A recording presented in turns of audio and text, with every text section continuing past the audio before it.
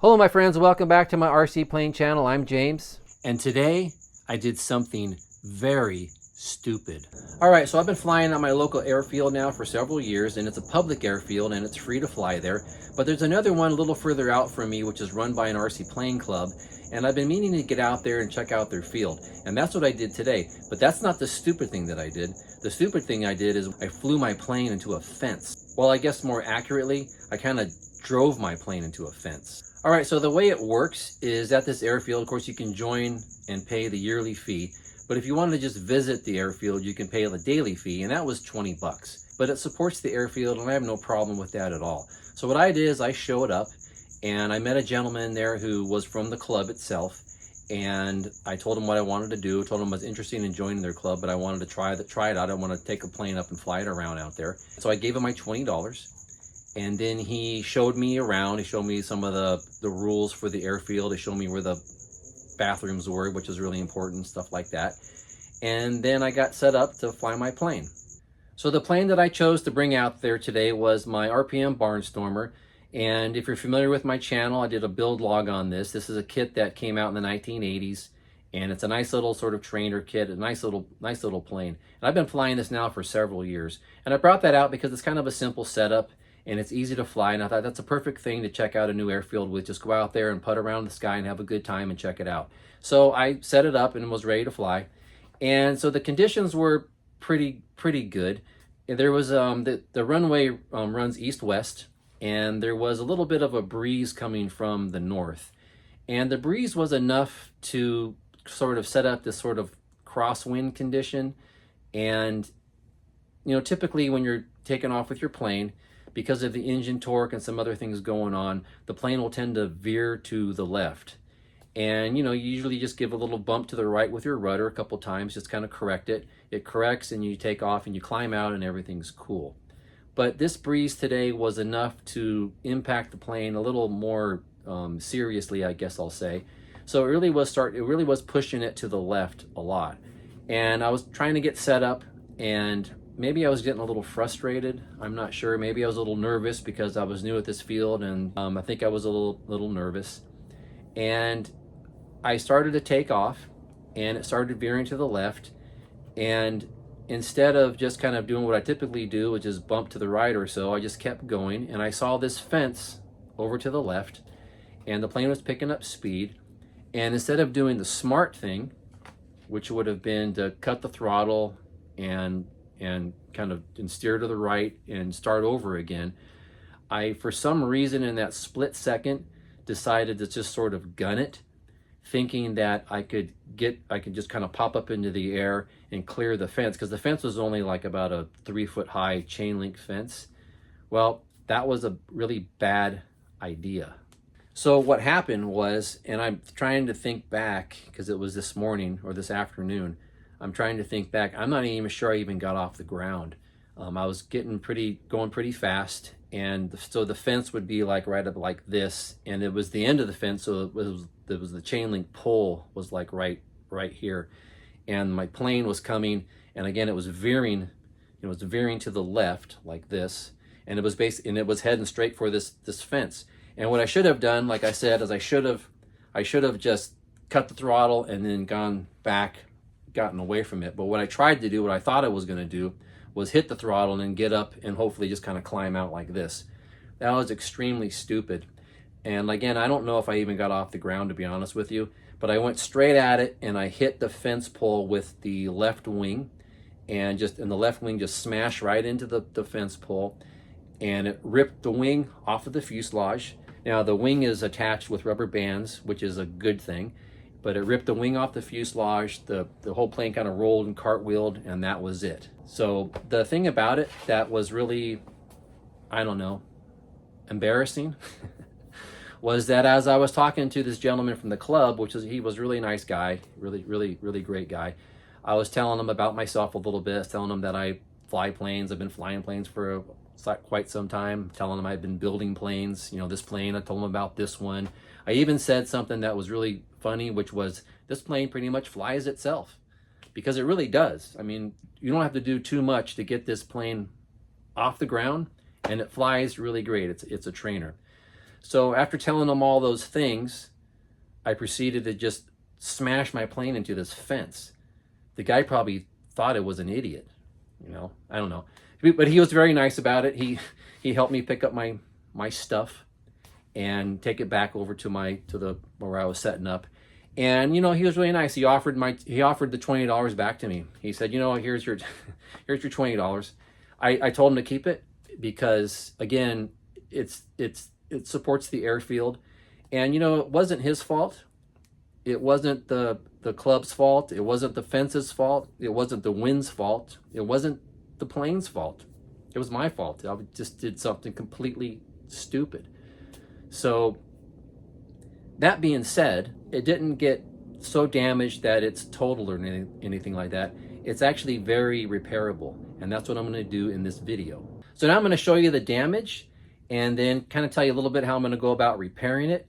And because I'm going to be using time lapse, it's going to get repaired really quick. So let me go ahead and move the fuselage out of the way, and we'll take a look at the wing first. Okay, so this is where the wing hit. Obviously, this is where it smashed into the leading edge of the wing. And if you look inside here, I don't know if you can tell or not. Let me get a flashlight. Okay, hopefully you can kind of see in here. Let me pull this back in here. If you look down the side there, what you can see is that rib, there was a rib right there. It just got smashed, and some of the pieces are down inside there. You can kind of see them. So that rib got demolished. And then of course the leading edge is broken up here, and you know, other damage I can't tell yet, but that's the main impact right there. And when it hit that, that's what ripped the wing off. So there's that. And then I think I have damage on this other wingtip area. Let me flip it over. I got a little bit of a break right here. This doesn't look too bad. This looks like it's just a puncture in the monocoque. There's another little kind of crush right here, right there. And then you can see here, there's a little hole right there. But then the aileron servo got really damaged. Well, at least the control horn on the aileron servo got broken. This side got broken off, and I have it right here, as you can see. And the thing about it, I hope that the servo's okay. We'll have to give it a test and see how it works, but hopefully it's all right. And luckily it just popped off here, and it didn't actually damage the ailerons. It looks like the ailerons are in good shape. So that's the wing damage. And I think the thing about this is the way I'm going to approach this is I'm going to strip the monocoque off, and then luckily I still have the plans for the kit. So I have the profile, and I can cut myself another rib, and then I'm just going to have to place it all back. And then because I'm sort of inserting all these back into here, because it's not one big piece, for example, you don't have the leading edge is now broken up, I'm going to have to reinforce it, you know. So I'm not just going to glue this straight back in. I'm going to get a piece in here, and then I'm going to probably put some like side supports like gussets or something like that in there, and should be okay. Okay, so let's go ahead and take a look at the fuselage. Here's the fuselage. So here's the front of the plane, and obviously the propeller broke. That's an easy fix. Luckily the engine mount doesn't seem to have been damaged, and there doesn't seem to be any problem with the tank or anything. But this is where that got pulled off of the wing got pulled off, as you can see. And here's some of the rubber bands. And I don't think this is going to be a big deal to fix because I have all the pieces. What I'll probably do here is I'll strip the monocoque off, and then what I'll do is probably use like a fiberglass cloth, and I'll just reset it all. Maybe I'll put a little brace in here or something, but that shouldn't be that big of a deal. And it's just the upper part that is fractured, not the lower part. And then go out here toward the tail section. Things get a little worse. So here's the elevator and the horizontal stabilizer are both broken. But that should be a pretty easy fix because I have all the pieces. I can just go ahead and put it down flat and glue it back together. And again, maybe do some reinforcement with some fiberglass cloth and some epoxy. Looks like here, oops. Yeah, this is pretty bad right here. It looks like the tail section, I didn't notice that before, but the tail section looks like it's cracked. Yeah, yep. So yeah, it's going to take a little bit of work there. Ouch. The thing about this is when you have a crash like this, a lot of times it doesn't look too bad, or you don't notice it as bad until you get it home and start looking at it closely and you start noticing other things. So what I'm going to do is those are the major sort of areas that I see damage. And then what I'll do is I'll go over it, obviously, and I'll make sure, and I'm going to go around and feel it and squeeze it and check it to make sure there's no other fractures that I feel and such. And just make sure everything's good before I try to get this thing back up in the air. And then what I'll do is once I get everything repaired, obviously I'll put the monocoat back on. And then luckily, it doesn't look like I have any damage to the electronics here in the fuselage. My receiver is nicely padded. It looks like the wires are nice there. Servos look like they're in pretty good condition. Everything looks like it's pretty good. So got these rubber bands down the side there. And the tank's not leaking and the engine's not damaged. So I'm really happy about that. Well, one thing that's going to happen is I'm going to lose my roundel. I don't have another one of these, so I'm just going to cut this out and I'll put the stripe back in, the orange stripe, but it should be okay. Okay, so let me get started on this.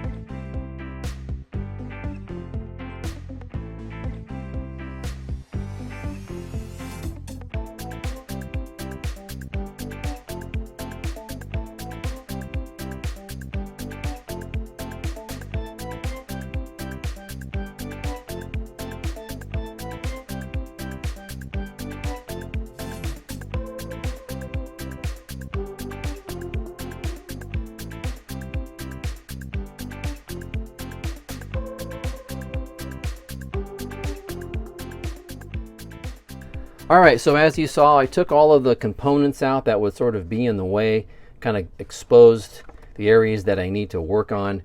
I also got some Windex and I cleaned off the surfaces around, tried to get some of those oils off, and it's a good place to start there, is to kind of clean things up.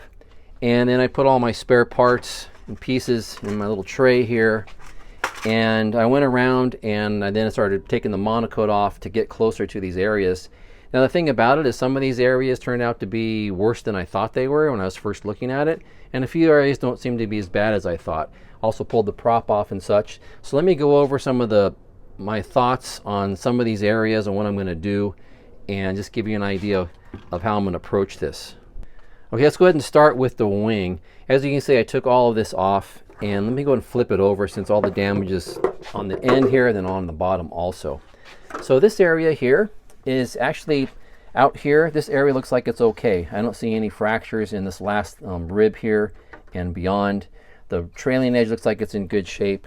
And the same thing over here on this rib back in here. I think it's intact. Looks like it's in pretty good shape. I like that. Now the thing about it is this rib is damaged, and of course this rib is gone. And then I have these longerons are missing. And of course the leading edge is gone now. So I'm gonna have to build all that back up. Like I said, I have the plans, so I should be able to get a profile for the rib and replace this one. This one I think I can just leave in place. Maybe I can just put a kind of cut a piece to sort of match it here and just kind of sandwich it to kind of help reinforce it. But I don't think this is going to be that big of a deal. And then the other problem I'm going to have is that I'm going to put the leading edge back in, and also this longeron, or I'm sorry, the spawn. I should call these spars.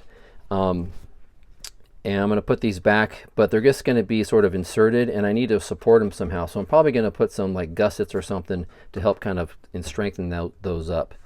And then over here in this section here, I just had this little crush point. Something just popped through here. I don't know what caused that, but this isn't that big of a deal actually. I don't see any damage beyond here. And what I'll probably do here is I'll sand it, and I'll probably just patch this with some fiberglass cloth. No big deal.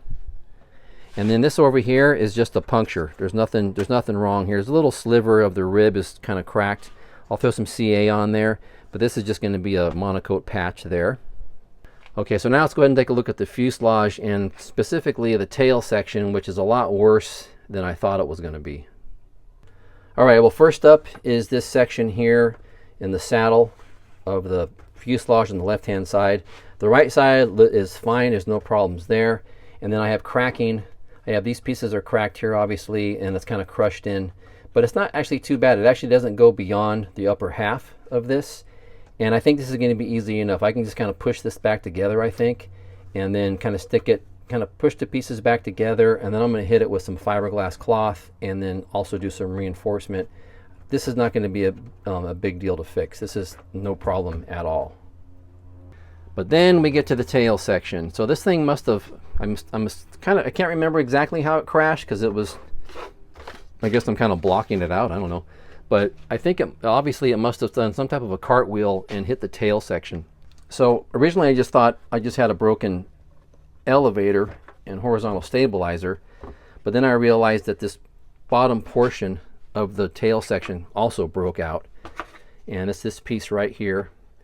And I guess the good thing is that it broke out cleanly, and so I don't think it's going to be hard to repair. I'm going to have to come up with some type of reinforcement, but I don't think it's going to be that big of a deal, and it's one piece. So I'm not sure. I don't even need to refabricate. I was thinking maybe I would kind of rebuild this piece, but I think I can just use it as is. I just have to figure out a good way to attach it here. And of course it's going to be epoxy and such, probably some fiberglass cloth to help out there. And then the worst damage was the elevator and the horizontal stabilizer. These pieces just got snapped in half. Let's put this guy over here real quick. Obviously this guy broke like this.